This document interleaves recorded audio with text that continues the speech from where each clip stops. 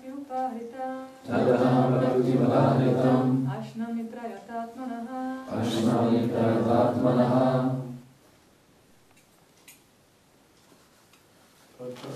Pataram, leaf, lístek, pushpam, flower, květ, phalam, fruit, ovoce, toyam, water,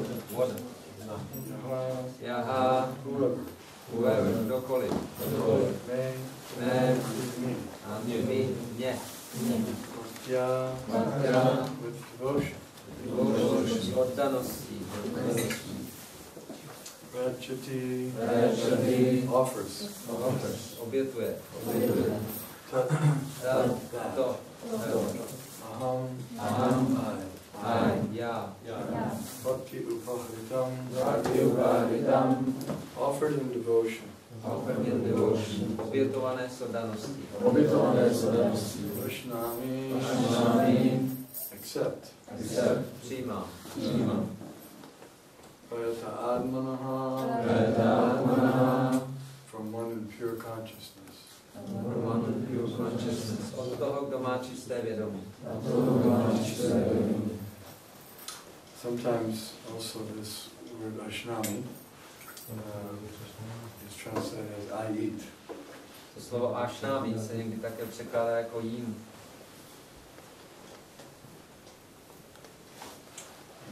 Vittahara, Ashnami, I eat. So it says here, accept. So, translation. If one offers me with love and devotion a leaf, a flower, fruit or water, I will accept it. Překlad, jestliže mi někdo s láskou a vdaností obětuje lístek, květ, ovoce či vodu, přijmu to. Purport by His Divine Grace, A.C. Bhaktivedanta Swami Prabhupada. For the intelligent person, it is essential to be in Krishna consciousness, engaged in the transcendental loving service of the Lord, in order to achieve a permanent blissful abode for eternal happiness. Význam. Pro inteligentní osobu je nezbytné, aby měla vědomí Krišny, prokazovala Pánu transcendentální láskyplnou službu a tak mohla dospět do nepomíjivého sídla oplývajícího blažeností, kde bude věčně šťastná. It means intelligent person because some creature, some living entity that's not intelligent doesn't care about something like living in a permanent blissful abode. Tady zmínka o inteligentní osobě, protože nějaké stvoření, které není inteligentní, se nezajímá o to, aby žilo v nějakém trvalém sídle. They can't conceive of something so long and so blissful. Nedokáží vnímat něco tak dlouhotrvajícího a blažené. It's like a living entity inside the body of some little worm. Jako živá bytost, která žije v těle nějakého malého červa. He can't even conceive of an abode that they last for a long time. Nemůže si ani představit, vnímat sídlo, které by trvalo dlouhou dobu. How would you explain it to him? Jak byste mu to vysvětlili? Even the other worms wouldn't be able to, in worm language, they wouldn't be able to explain to him. Ani ostatní červy by mu nebyli schopni to jejich jazykem vysvětlit. They don't even have words for eternity in worm language. Nemají dokonce v tom jazyku červů ani taková slova, jako je věčnost. There's only a limited number of words in the worm language. Červy mají ve svém slovníku jenom omezený počet slov. Dog language also. They have some words, but not eternity. Jazyk psů má také jenom několik výrazů a věčnost tam není mezi tím. It's not in their vocabulary. To není v jejich slovníku. It's not in their language, and it's not in their mind. Simply has no. You're supposed to have what different? In the brain doesn't have enough ripples to handle it. Takže ani ten jazyk psů nic takového neobsahuje, ani jejich mozky nemají dostatek zálitu na to, aby to pochopili. Their mind is not sufficiently endowed to understand something eternal. A jejich mysl není dostatečně vybavená k tomu, aby mohla pochopit něco věčného. It's like the old-fashioned computers, they couldn't deal with the things, the kind of things we're doing now with computers. A stejně jako ty první počítače nebyly schopné vykonávat ty úkony, které zvládnou dnešní počítače. If you try to do the type of things we do now with all the requirements and, well, those computers simply could not handle such tasks. Takže ty staré počítače nedokázaly jednoduše zvládat takové úkoly, jaké zvládají ty dnešní. Or to make it even more clear, it'd be like trying to run software on an old adding machine or something like that. Old adding machine, just one of those little. You know an adding machine? No. Old-fashioned. Just it adds up 1 + 1. Yeah. Okay. Aby jsme to ještě jako víc udělali jasné, ten příklad bylo by to jako, kdyby jsme chtěli, aby nějaký software běžel na nějaké staré kalkulačce. There's no possibility of the adding machine running the software that we have. Že takový ten jako sčítací přístroj jenom nemá vůbec vybavení na to, aby se na něm dal software jako So as long as one is in different species of life, he is limited by that particular body, the hardware that he has. He can only do certain things. Takže dokud je člověk nějakých těch jiných životních druzích, tak má určité vybavení, určitý hardware dělat jenom určité věci a chápat. That's why it's said that humans are more intelligent than animals. Proto se říká, že zvířata jsou, teda lidé jsou inteligentnější než zvířata. Some people that own animals get very offended when you say that. Někteří lidé, kteří mají domácí zvířata, se uráží, když tohle řekneme. They say, no, my dog is very intelligent. Okay, ne. And they mean it. Můj pes je velice inteligentní a skutečně to tak myslí ty lidi. They really think their dog is intelligent. Oni si opravdu myslí, že jejich pes je inteligentní. Okay, maybe their dog is very intelligent, but that dog cannot understand things like eternity. Dobře, možná ten pes je inteligentní, ale přesto nemůže pochopit něco, jako je věčnost. Of course, the master may imagine that the dog is understanding. Ten pán, nebo ten majitel si může představovat, že pes takové věci chápe. But that's just some sentiment. Ale to jsou jenom sentimenty. Dogs don't talk together about where you're going to be for eternity. Psi se zkrátka nebaví o tom, kam půjdeme na věčnost, kde je věčnost. It's not part of their interest. To prostě psi nezajímá. It doesn't enter their mind. Their intelligence can't comprehend it. Their mind can't comprehend it. Their brain can't comprehend it. Jejich inteligence není schopná něco takového pojmout, jejich mysl také ne a jejich mozek také ne. They simply do not have the body, a suitable body, to be able to register, to comprehend such concepts as eternity. Jednoduše nemají takové tělo, se kterým by byli schopni ocenit něco takového, jako je věčnost. But humans can. Ale lidé mohou. Okay, so that's the point being made here. That's why it says intelligent persons. Proto je tady řečeno inteligentní osoba, to je ten bod, o kterém se tu mluví. An intelligent person can adjust to, okay, permanent residence, blissful abode. Yes, I understand what you're talking about. Inteligentní osoba dokáže tyhle věci přijmout jako něco věčného, věčné sídlo, blažené sídlo. He can compare permanent abode, blissful abode, to the other things he's seen, which are temporary abodes and not blissful. A může srovnat to věčné a blažené sídlo s něčím, co není věčné a blažené. That's why the human form of life is very special. Proto je lidská životní podoba velice výjimečná. Durlabam manusham durlabam janma. Now that one has achieved this rare human birth, it's a great opportunity to understand the absolute truth. Teďka, když člověk dosáhl tohle vzácné lidské zrození, je to velká příležitost pochopit absolutní pravdu. Atato Brahma Jigyasa. That's why the Vedas are meant for humans, not for animals. Védy jsou určeny pro lidské bytosti, ne pro zvířata. And if a human doesn't try to understand the absolute truth, then he loses the status of being a human. Takže když se lidská bytost nesnaží pochopit absolutní pravdu, ztrácí to své postavení lidské bytosti. He loses the status, and then in his next life he loses it even more. In this life, he at least has he's got the body that looks like a human.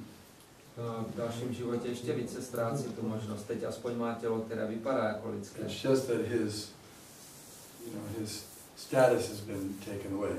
He's not really human. He's human looking, humanoid, but not real human. Ale už mu byl odebrán ten status v tomto případě, už vypadá jako humanoid, vypadá jako člověk, ale není člověk. He doesn't have the rights of a human. Nemá práva lidí. His brain, he has no brain. Nemá mozek. He lost the innards. Like you may have a computer, but if it doesn't have any, it looks good from the outside, but then you look inside, it's empty. Počítač, který zvenku vypadá dobře, ale když se podíváš dovnitř, tak tam nic není. Pushing the buttons. Čukáš do klávesnice. Pushing escape. Starting, restarting. Restartuješ to. But there's nothing there. There's nothing inside. Nic se neděje, že vevnitř nic není. Someone comes in and says, "What's wrong with your computer?" Někdo přijde a řekne, co máš s počítačem. There's nothing inside there. Nic tam není It's not working. Nefunguje. So humans that cannot understand, that are not interested in self-realization, there's something wrong. They have corrupted system. Takže lidské bytosti, které se nesnaží o seberealizaci, tak mají něco se systémem, mají poruchaný systém. They're not really humans. Nejsou to opravdové lidské bytosti. And bytosti. in the next life, then their body is taken away also, the human body. A v příštím životě jim bude odebráno už i to lidské tělo. And then they get a body that's suitable to the consciousness that they had in this life. Dostanou tělo, které se hodí pro to vědomí, které by měli v tomto životě. For example, it's stated by the sages that when one is too lusty, then the suitable body for them is a tree body. Mudrci říkají, že když je někdo příliš chtivý, tak to v dalším životě vhodné tělo znamená tělo stromu. They want to remain naked. Chtějí zůstat nazí. Lusty people like nakedness. Chtiví lidé mají rádi nahotu. Therefore, all their magazines and all their types of things are seeing naked bodies. That's what they like, naked. Ve všech těch jejich časopisech jsou vidět nahá těla, to je to, co se jim líbí, nahota. So they get in their next lifetime to remain naked for hundreds of years as a tree. A v příštích životech zůstanou nazí stovky let jako stromy. No one objects when a tree naked stands. Nobody objects. A když někde stojí takhle strom je nahý, tak nikomu to nevadí, nikdo nic nenamítá. When a human goes naked, then it's an objection. Ale když okolo chodí lidé nazí, tak to je problém. So, in other words, every desire that we have can be fulfilled in a way that's suitable.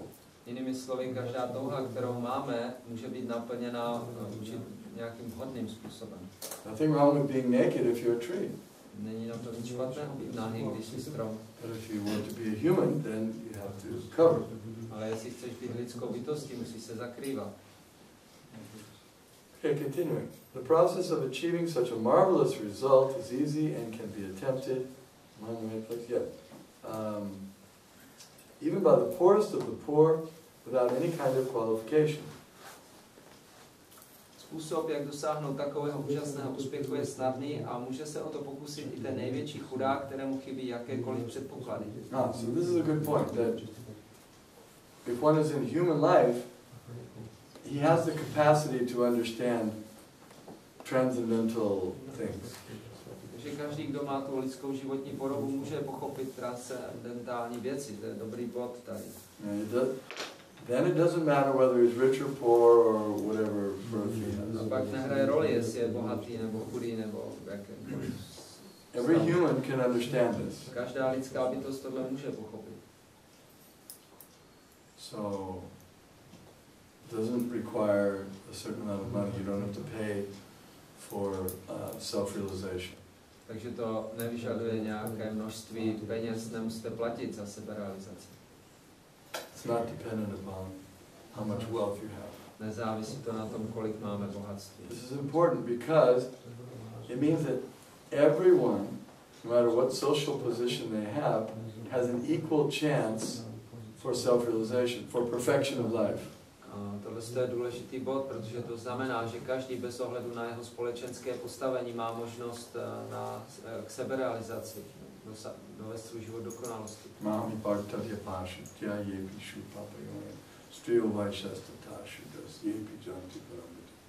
Whether one is born in a lower family, Shudra, Vaishya, women, if he knows the absolute truth, he can attain the supreme destination if he surrenders to me. Takže jestliže se mi někdo odevzdá, tak může dosáhnout nejvyššího cíle, i když pochází z nižší rodiny, jako ženy Šudrové a Vaishnové. Let's say someone is born in a so-called less civilized or less advanced family or race. Řekněme, že se někdo narodí v takzvaně méně civilizované rodině nebo rase. So there may be certain things that are not as easy for them to achieve. Tak pro ně mohou být určité věci těžko dosažitelné. But self-realization is available to them fully. Ale seberealizace je jim přístupná plně. All they need to do is apply themselves sincerely, and of course that means find out a bona fide teacher. Všechno, co oni musí udělat, je upřímně se tomu odevzdat, a to znamená najít pravého učitele. They are available, they have the eligibility to achieve complete perfection, complete self-realization. Mají tu schopnost dosáhnout naprosté seberealizace a dokonalosti. It also doesn't depend on material intelligence. A také to nezávisí na hmotné inteligenci. Now, okay, so we have to clarify that because we were just saying before that unless one has a human body, unless one has the human intelligence, he won't be able to understand it. A to teď musíme vysvětlit, že před chvilkou jsme řekli, že kdo nemá tu lidskou inteligenci, nemůže to pochopit. So yes, if someone is insane, then they won't be able to understand. Ano, pokud někdo je blázen, nemá to v hlavě v pořádku, tak nebude schopen to pochopit. Of course, there's other ways that they could get benefited. Samozřejmě můžou jiným způsobem získat prospěch. The process of Krishna consciousness, in one sense, even transcends material intelligence. Proces vědomí Kršny transcenduje hmotnou inteligenci. And if one happens to connect on the spiritual level, then even the material intelligence, even if it's lacking, it can be superseded. A pokud se někdo spojí napojí na tu duchovní úroveň, tak se dá překročit i hmotná inteligence. It's not the normal way. Není to normální způsob, jak se to dělá. Like there are stories about animals becoming self-realized, Krishna conscious.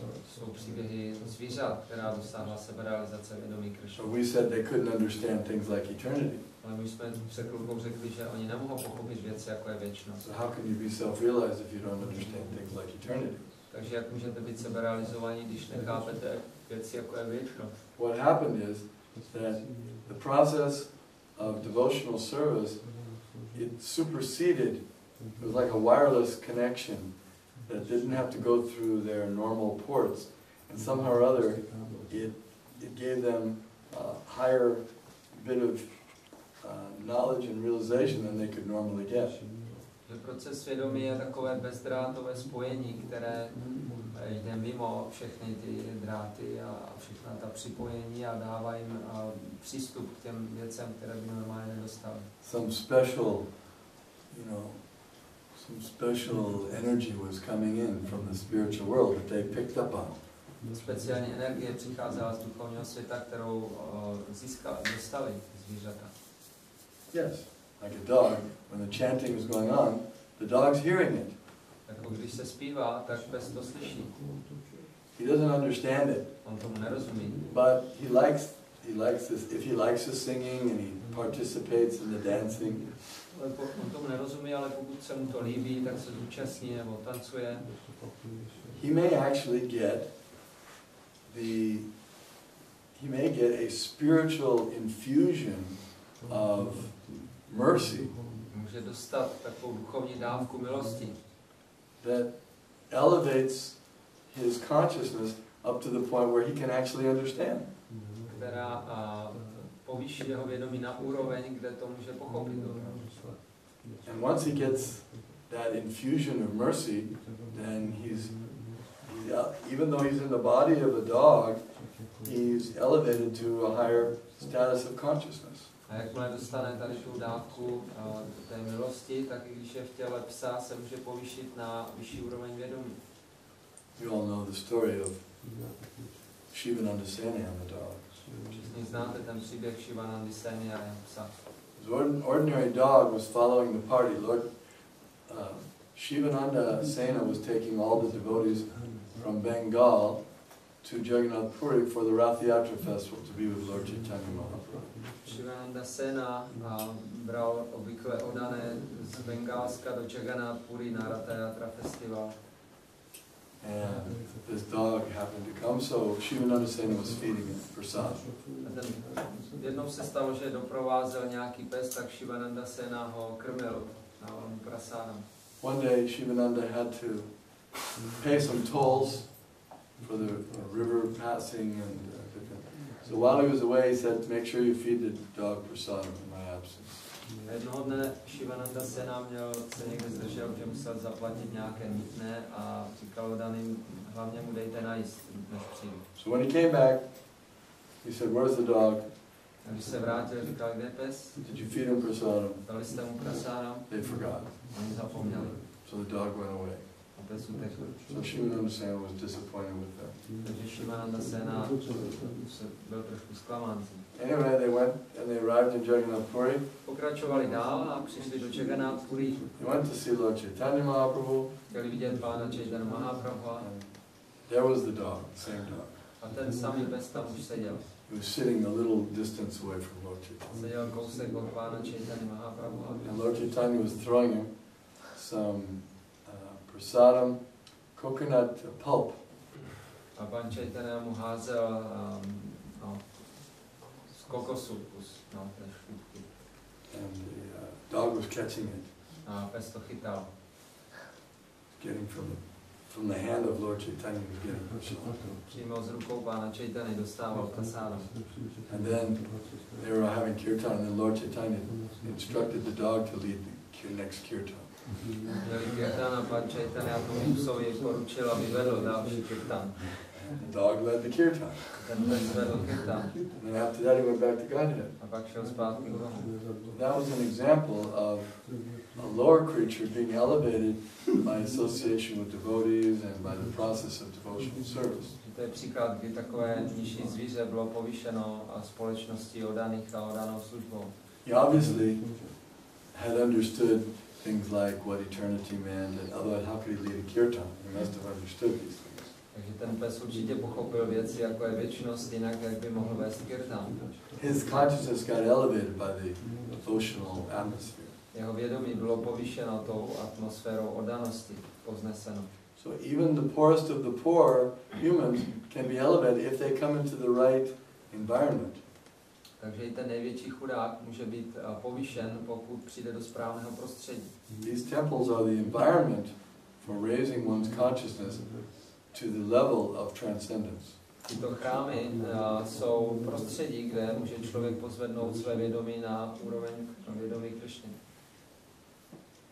They're supposed to be designed in that way, as Prabhupada designed them, so that when anyone comes into this environment, they have the potential to get full spiritual realization. Měly by být zařízeny tak, ty chrámy, tak jak to zařídil Šrila Prabhupáda, že kdokoliv do nich přijde, tak bude jeho vědomí povzneseno, vědomí Krišny. This is the perfect opportunity for achieving this realization that you can't get anywhere else. To je dokonalá příležitost získat tuto realizaci, kterou nemůžeme získat jinde. You can't get it from a university, you can't get it from some company or library. Nezískáme na univerzitě nebo v nějaké firmě nebo v knihovně. Even if you have high-tech computer, you can't get it. Když máte ten nejpokročilejší počítač, tak to nemůžete získat tuto realizaci. You have to be in the association of devotees and get this type of guidance. Vy musíte být ve společnosti oddaných a přijmout ten duch vedení. This is confidential knowledge. To je důvěrné poznání. Rajavidya Rajaguhyam. Rajavidya Rajaguhyam. Rajaguhyam means it's the king of confidential. Not Guhyam means confidential or secret. Guhyam znamená důvěrné nebo tajné, je to král tohoto tajemství. The king of education, most secret knowledge, most confidential knowledge. Rajavidya Rajaguhyam Pavitram, the purest, uttamam, topmost knowledge. Je to nejčistší a nejvyšší poznání a nejdůvěrnější král veškerého poznání. They're very proud of their educational institutions. Dnešní lidé jsou velice pyšní na své vzdělávací instituce. But none of their institutions teach one even the basics of spiritual knowledge. Ale žádná z těchto institucí neučí ani základy duchovního poznání. When Prabhupada was speaking at MIT, Massachusetts Institute of Technology, famous university in America, scientists. Prabhupada jednou přednášel na MIT a Massachusettském technologickém institutu. He asked them, so can anyone say what is the difference between a living body and a dead body? A říkal jim tam, že někdo vysvětlí, jak je rozdíl mezi živým tělem a mrtvým tělem. There were 1,000 students and professors there. Bylo 1000 studentů a profesorů. No one could answer. Nikdo to nemohl odpovědět. Blank. Ticho. Such a great institution, so much knowledge, scientific, technology, everything. Taková velká instituce, vědecká technologie, všechno. Can you tell what is the difference between living body and a dead body? Dokážete vysvětlit rozdíl mezi živým tělem a mrtvým tělem? Silence. Ticho. That's basic learning. That's a person learns that on the first day in the Krishna consciousness. To je něco, co se člověk naučí už první den v Hare Krishna centru. These are professors that had gone through 12 years of regular education and another 12 years of higher education to get their PhDs, maybe 8 years. Tyhle profesoři museli postoupit 12 let základního vzdělání, 12 let vyššího vzdělání, nebo možná 8 let, aby získali svoje PhD tituly. Then they became assistant professors and associate professors. Byli asistenti profesora a research fellow. Potom byli výzkumníci. And finally they became a full professor, senior professor. Tak se stali starším profesorem. They've written books. Napsali knihy.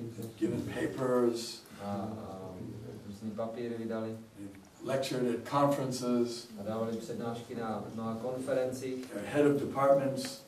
Jsou vedoucí různých oddělení.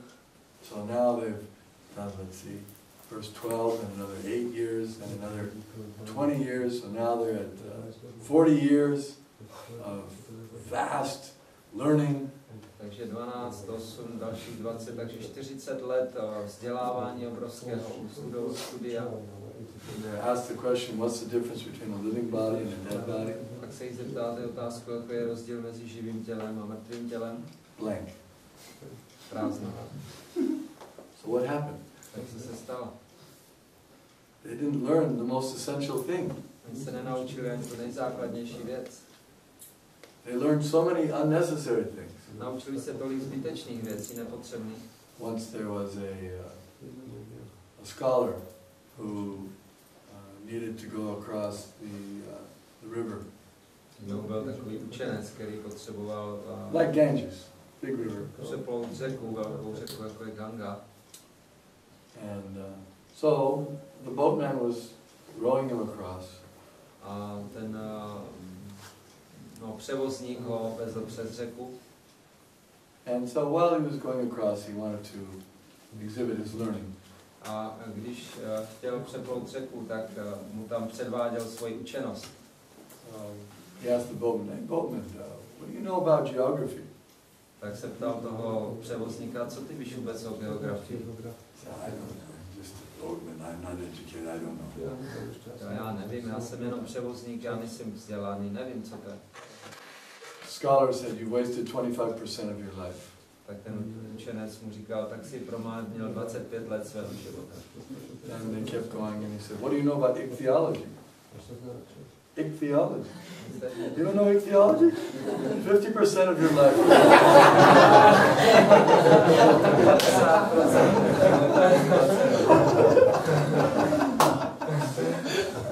So then it went further and paleontology? A little bit. 75% of your life. Vy jste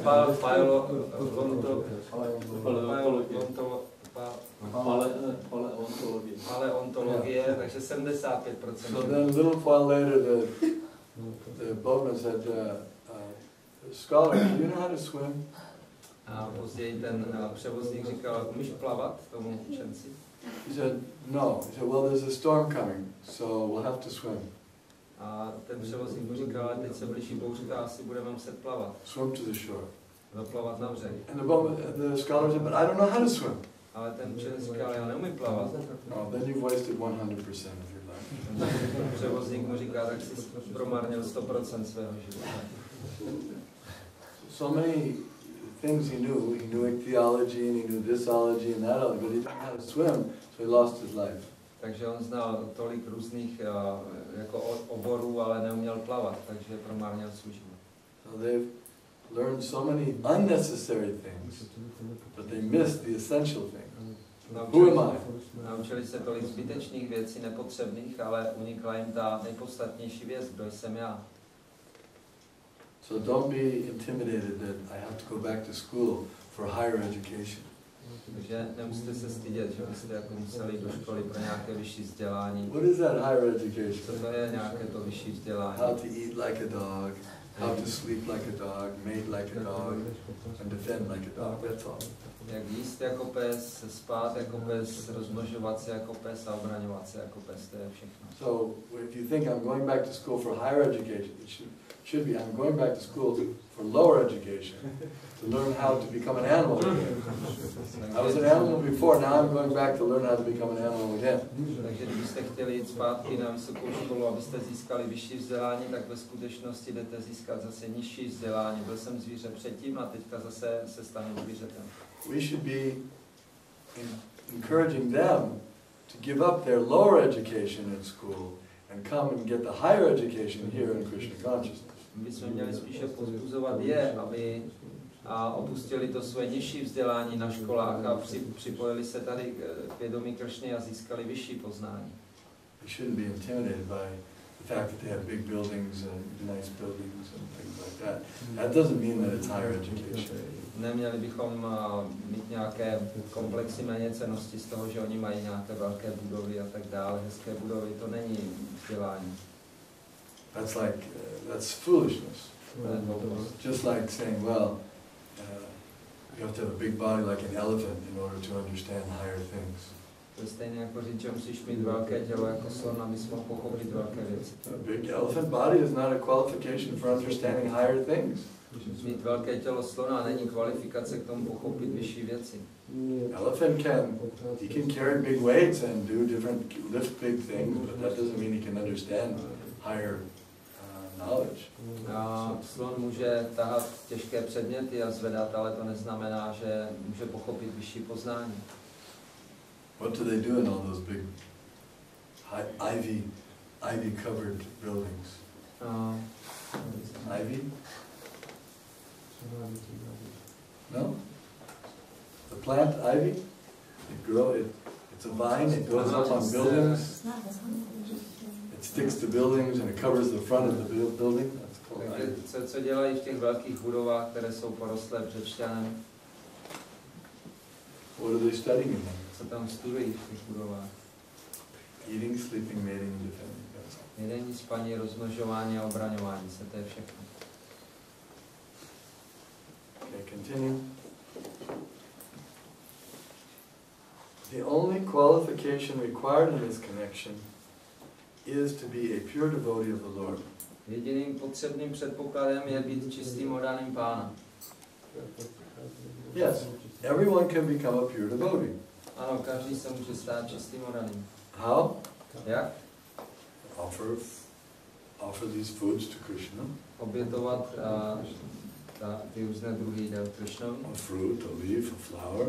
Nebo květ, listek, nebo with sincere devotion. Ovoce s upřímnou oddaností. Krishna accepts it. Krishna to přijme. And you have established your relationship, your friendly relationship. A tak jste navázali svůj přátelský vztah s Krishnou. And that's the beginning. A to je začátek. And then the relationship continues and develops. A ten vztah se potom ten pokračuje a rozvíjí se. You serve him more and he reciprocates more also. Sloužíte mu více a on také více reaguje na tu vztah. Okay, any questions? Nějaké otázky? Je tam v tom, že je rozdíl mezi mrtvým tělem a živým tělem, takže je to ve vědomí, že vědomí a as you spoke about the difference between the dead body and living body, so he's saying if it's the consciousness is the difference. Is it not? Yes, the dead body has no soul in it, has no driver. Ano, mrtvé tělo nemá duši, nemá toho řidiče. Consciousness is a symptom, is a function of the soul. Vědomí je funkce duše. So, yes, they may say, well, it doesn't have consciousness. Okay, they can observe that. That's an observation. No, oni můžou říct, no to tělo nemá vědomí, dobře, tak tohle můžou vidět. But why doesn't it have consciousness? What happened to the consciousness? Ale proč to tělo nemá vědomí? Co se stalo tomu vědomí? That they don't know. To oni nevědí. And we know that what happened is the source of the consciousness has left. Ale my víme, že co se stalo je, že zdroj toho vědomí opustil tělo. It's like, for example, in this room, we have this light. It's a source of light in this room. Tyto žárovky jsou tady zdrojem světla pro tuto místnost. If someone takes the bulb out, there's no more light. A když je někdo vyšroubuje, tak už světlo nebude. Takes the bulb out and goes outside. Odejde s těma žárovkama ven. So now it's dark. A je tma. Someone asks, well, why is it dark in here? Někdo se ptá, proč je tady tma? Because there's no light in here. Tady No, they say it's dark because there's no light. On říká, no je tma, protože není světlo. So, but yes, why is there no light? What happened? Ale proč není světlo? Co se stalo? Anyone can say that it's dark because there's no light. Každý může říct, je tma, není světlo. Why is there no light? Ale proč není světlo? Because someone took the light and left the room. Protože někdo to světlo vzal a odešel s ním z místnosti. So similarly, that soul, that source of consciousness, the living being that was in the body has gone away. Stejně tak ta duše, ten zdroj vědomí v lidském těle odešla. He took the consciousness with him. A vzala si vědomí sebou. So there's no more consciousness in this body. Takže v těle potom vědomí není. So the only way you can have a living body, so to speak, is you have to have a conscious being inside there, a soul. Jediný způsob, jak mít v těle vědomí, je mít uvnitř duši vědomou bytost. And the scientists will say, well, soul, we don't believe in souls. Vědci řeknou, ale duše, my nevěříme v duši. Soul, you're speaking about something that's supernatural. We don't believe in anything beyond the mundane. Ale vy tady mluvíte o něčem nadpřirozeném, my v nic takového nevěříme. So that's the problem. Tak to je ten problém. Jo?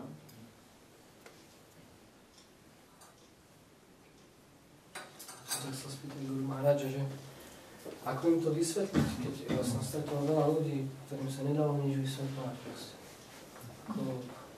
Ale ako jim dať to poznání? Či to len jim dať naozaj to prasadám? He met a lot of people who were not able to understand anything. We couldn't explain anything to them. So how to give knowledge to such a kind of people? Just prasadam or? Yeah, prasadam. Chanting. Beautiful pictures of Krishna. Culture. Friendship. Cordial relationship. What is it? 6 types of loving exchanges between devotees. Tadami patikanati, kuyamakyati prachti, umte bojayate chaivancha vidam pratilakshana. So you can give them gifts. You can accept gifts from them. For example, you can. I remember one time I was selling incense in California. That was my service. And I was traveling around alone, and I would be out for a few weeks at a time. I had a van with some incense in it. Takže já jsem vždycky pár týdnů takhle sám cestoval, měl jsem van plný dodávku plnou voných tyčiny. So in the mornings I would stay in little hotels, like little pension. Ráno jsem vždycky zastavil v nějakém penzionu. And I would have my morning program. Měl jsem si ranní program. And this particular morning I was reading about Danavir Goswami and how he would approach the householders in the morning, just in time, just when they were milking the cow.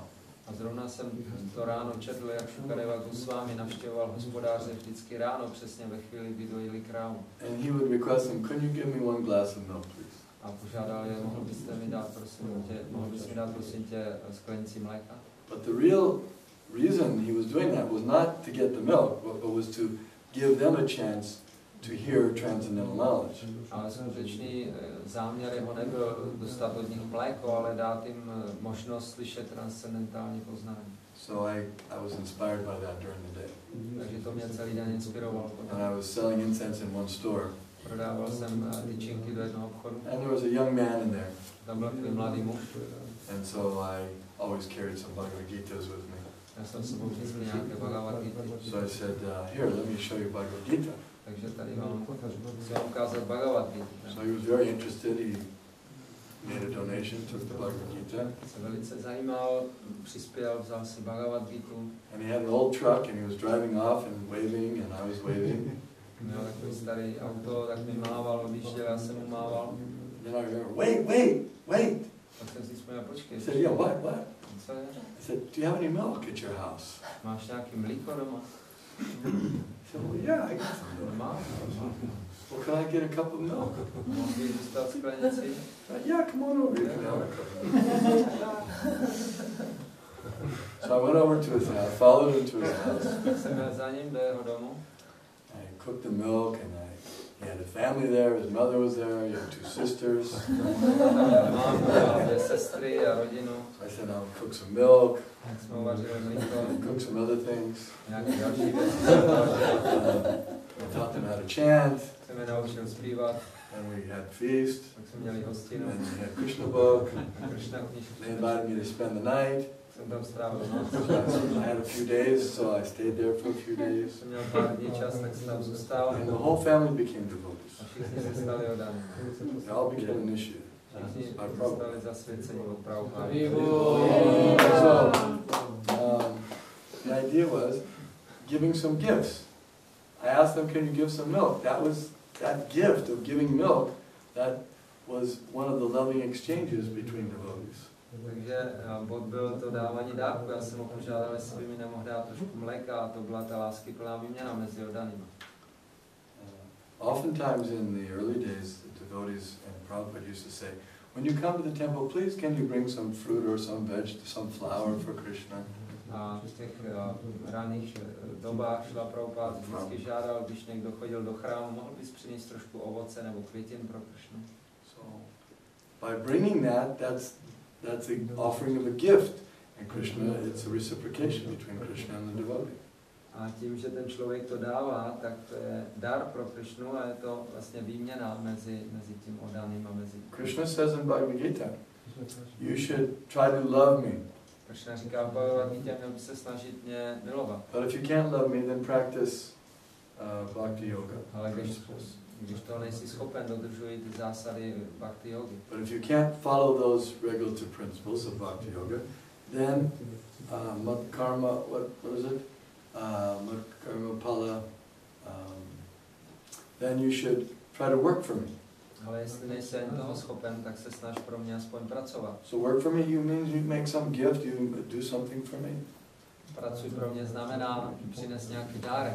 He can't get up early, he can't chant the regulative principles, he can't follow regulative principles, he can't chant his round, but he can do some work for Krishna. Nemůže ráno vstávat, nemůže čentovat, nemůže následovat usměrňující zásady, ale může aspoň pracovat pro Krishna. Then, by doing that, then you'll make further advancement and you'll be able to then follow principles or develop a desire to attain Krishna.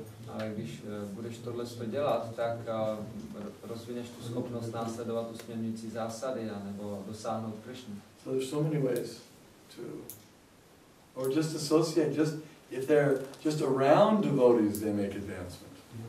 Nebo jenom sdružování se, když jsou jenom okolo oddaných někde se motají, tak už tím dělají pokrok.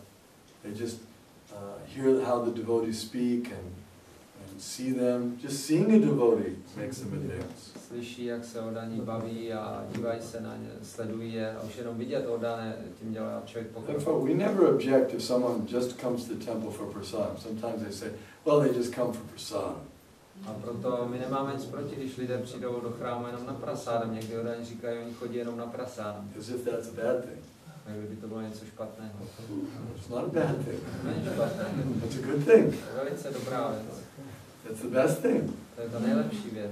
Prabhupada said that prasadam was the best part of our movement. Prabhupada řekl, že prasádam je nejlepší část našeho hnutí. So, you're giving the prasadam, you're giving the best thing. Rozdáváme prasádam, rozdáváme to nejlepší. A way to a man's heart is through his stomach, it is said. Říká se, že cesta do srdce člověka vede přes žaludek. Nějaká další otázka? Jak se právě začne jako sdružovat s lidmi, kteří se nezajímají o Krišna vědomí na základě toho, aby jsme jako nějakým způsobem přivedli do Krišna vědomí a někdy se stává, že naopak oni to toho odvádí a přivádí je naopak jakoby na jejich něco. Jak to, aby prostě, jak to udělat, aby se to nestalo naopak. So sometimes devotees associate with the people to bring them to Krishna consciousness, but sometimes it happens that exactly opposite happens, that the people drag down the devotee, his consciousness on their level, so how to approach them so that it doesn't happen? Well, yes. One has to be sufficiently protected to be able to interact with them. Člověk musí být, nebo oddaný musí být dostatečně ochráněný, když s nimi chce jednat. Like if a doctor is going to a place that's has some epidemic. Jako když jde lékař do nějaké oblasti, kde je epidemie. So before he goes in, he has to make sure he's, what is the word, is protected, inoculated. Takže než tam do té oblasti ten lékař pojede, tak musí zajistit, že sám se nechá jako očkovat nějaký protilátky. Then he won't be affected. Potom nebude nakažen. But if he goes in to help all the people, and then he also gets the disease, then he can't help them. Když tam ale jde těm lidem pomáhat a sám se nakazí, tak potom jim pomáhat nemůže. So the inoculation means he has to be firmly situated in devotional service. Takže ta prevence, ty protilátky jsou, že musí být pevně umístěn takový oddaný ve vědomí Krišny, v podané službě. And the other point is that he shouldn't intimately associate with the non-devotees because they're diseased. Druhý bod je, že by se neměl důvěrně sdružovat s těmi lidmi, protože oni jsou nemocní. You may visit some diseased person at the hospital, but you don't eat off his plate. Můžete navštívit někoho nemocného v nemocnici, ale nebudete jíst z jeho talíře. doctor says, don't eat off his plate. Doktor řekne, nejes z jeho talíře, You'll get the same disease as him. nakazíš se od něho. So you can go and be a little associated, but not to get intimate with them. Takže můžeš jít za nimi a trošku se s nimi sdružovat, ale ne příliš důvěrně. They say, would you like to hear my philosophy? Oni řeknou, chci slyšet moji filozofii. We're not there to hear their philosophy. Ne, my přicházíme za nimi a poslouchat jejich filozofii. He's diseased, why should I hear his philosophy? It's disease philosophy.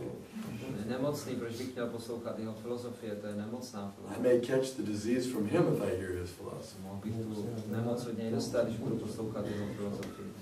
So in a nice way you have to say, well, yeah, I'm sure it's a very good philosophy, but it would be, even though I'm sure it's probably better than 99% of the people, but Krishna's philosophy is the topmost, so better we hear from him. What do you think?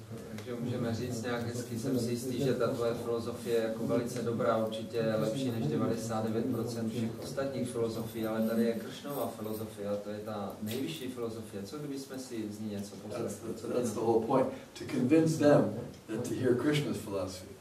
Celý ten bod přesvědčit je, aby poslouchali Krishnovu filozofii.